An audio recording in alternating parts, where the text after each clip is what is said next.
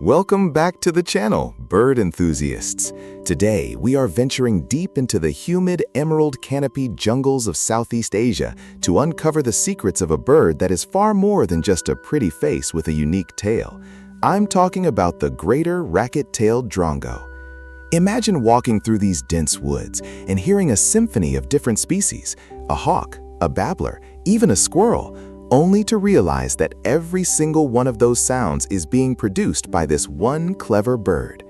I've spent countless hours tracking them, and let me tell you, their ability to manipulate their environment through sound is nothing short of legendary. This isn't just a bird singing for a mate.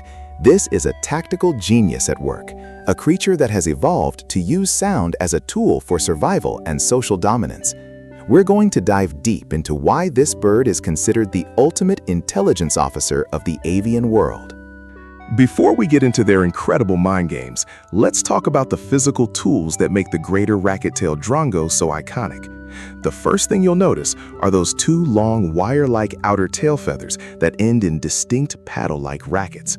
These aren't just for show during courtship, they are aerodynamic marvels. When the bird flies, these rackets trail behind, making the bird look much larger or even mimicking the flight path of a predatory insect or a smaller bird to confuse onlookers. Their plumage is a deep, iridescent blue-black that shimmers under the jungle canopy, and they sport a prominent crest on their forehead that gives them a somewhat regal, almost mischievous look.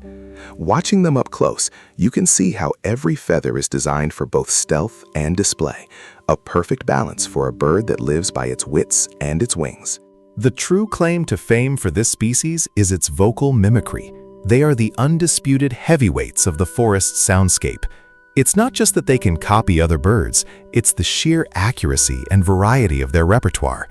I've been fooled many times thinking a crested serpent eagle was circling overhead, only to find a drongo perched nearby, laughing in its own way.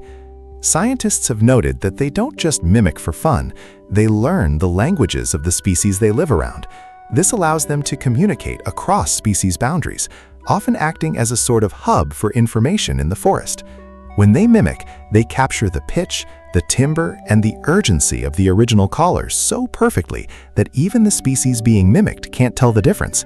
It is a masterclass in auditory deception.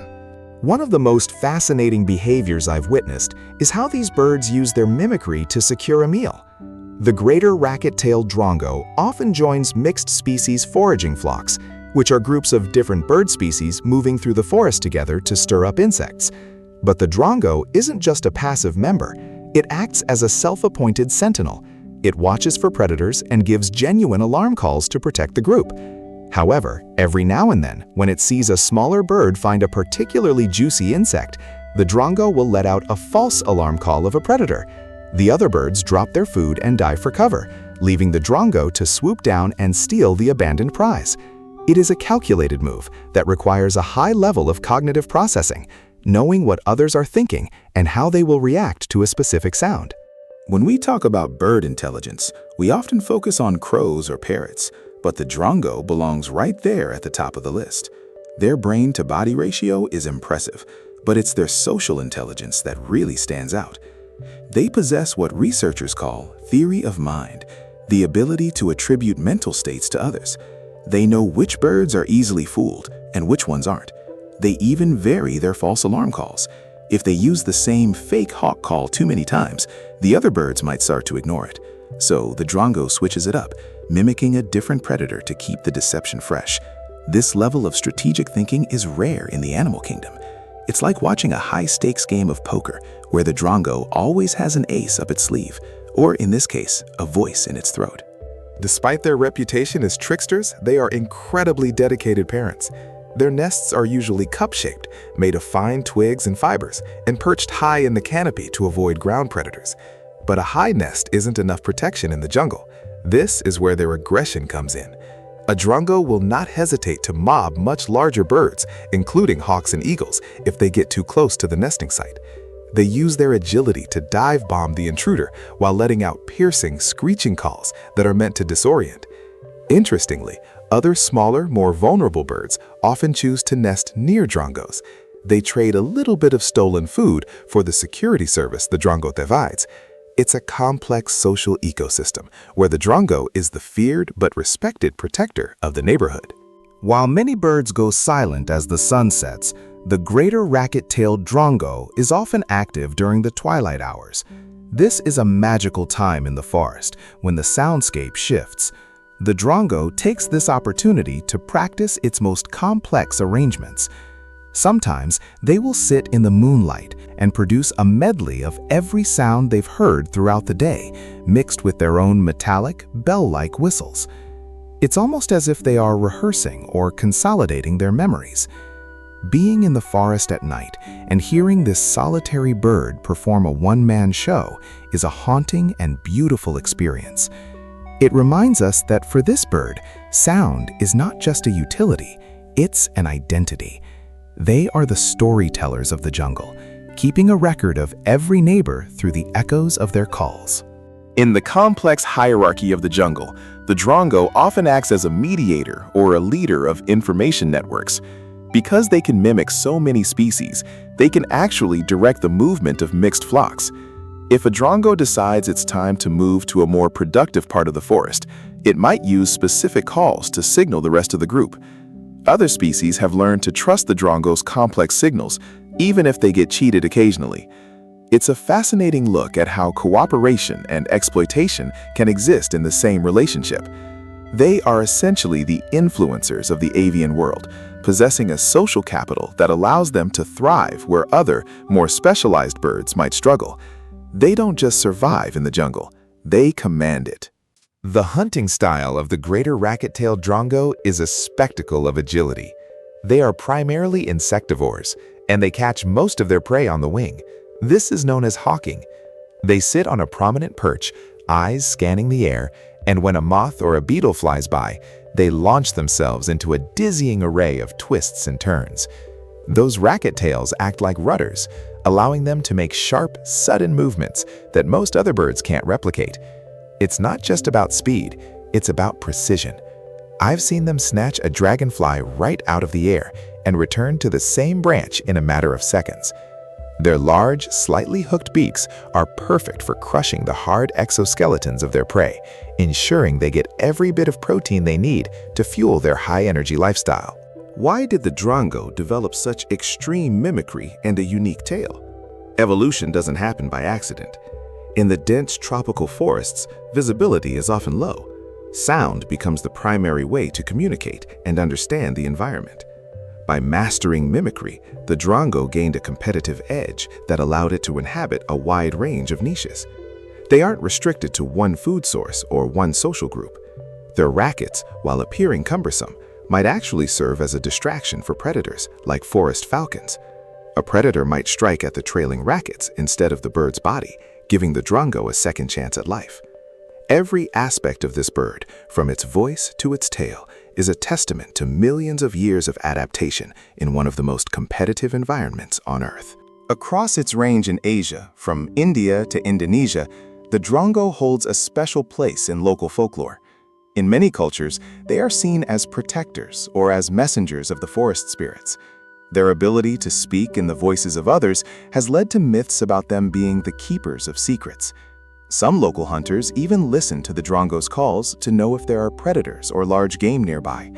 It's incredible to see how a bird's biological traits translate into human culture. For me, sitting with local elders and hearing their stories about the king of the crows, as it's sometimes called, adds a whole new layer of appreciation for this species. They are deeply woven into the tapestry of the forest and the lives of the people who live within it. Don't let their small size fool you. These birds are fiercely territorial. A single pair will claim a significant area of the jungle and defend it with everything they have. They are particularly aggressive during the breeding season.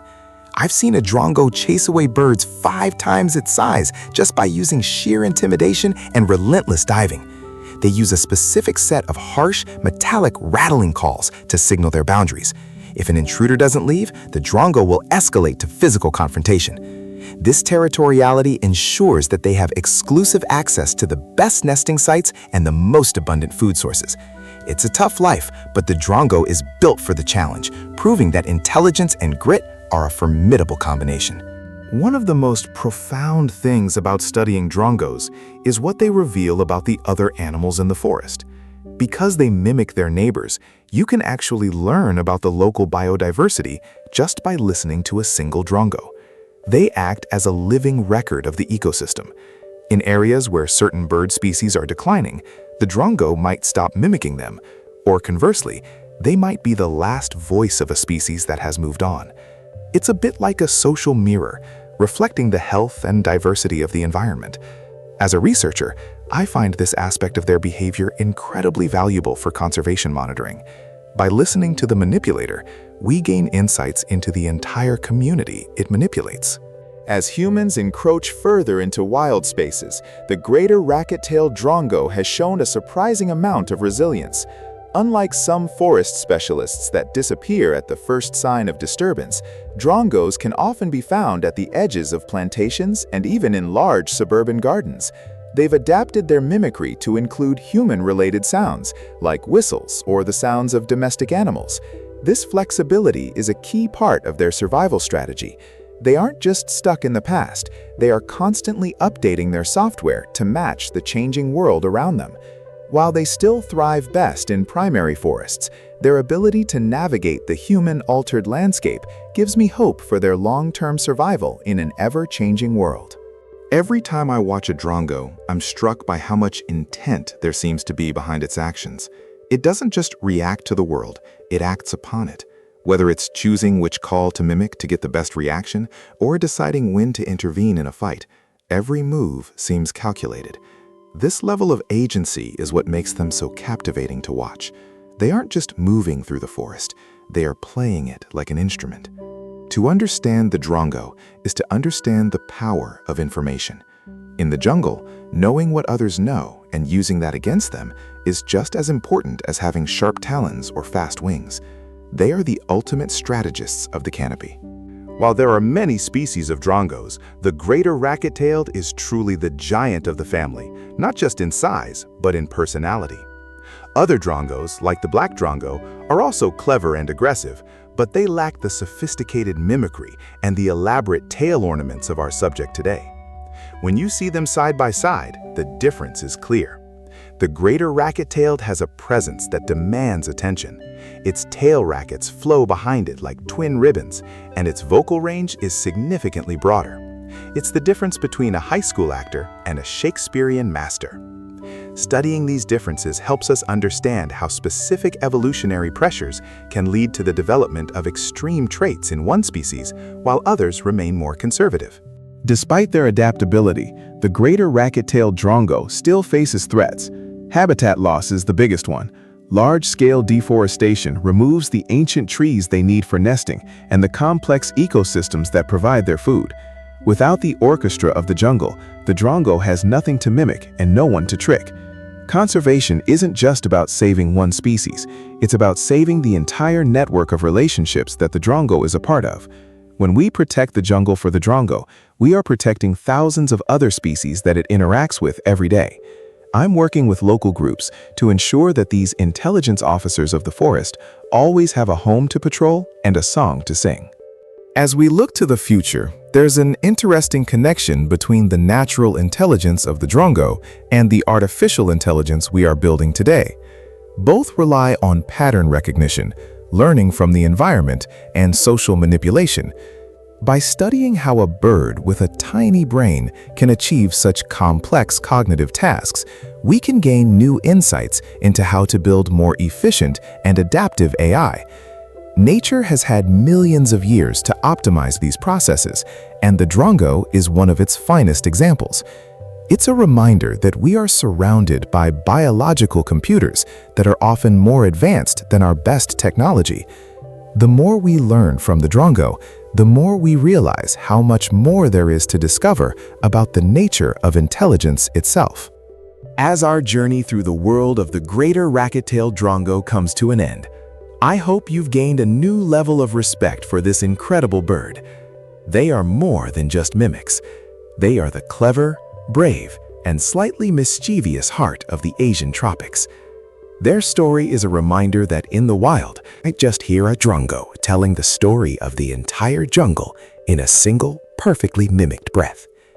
Thanks for joining me on this deep dive. Don't forget to like, subscribe, and keep exploring the wonders of the natural world. Until next time, keep your eyes on the skies and your ears to the trees.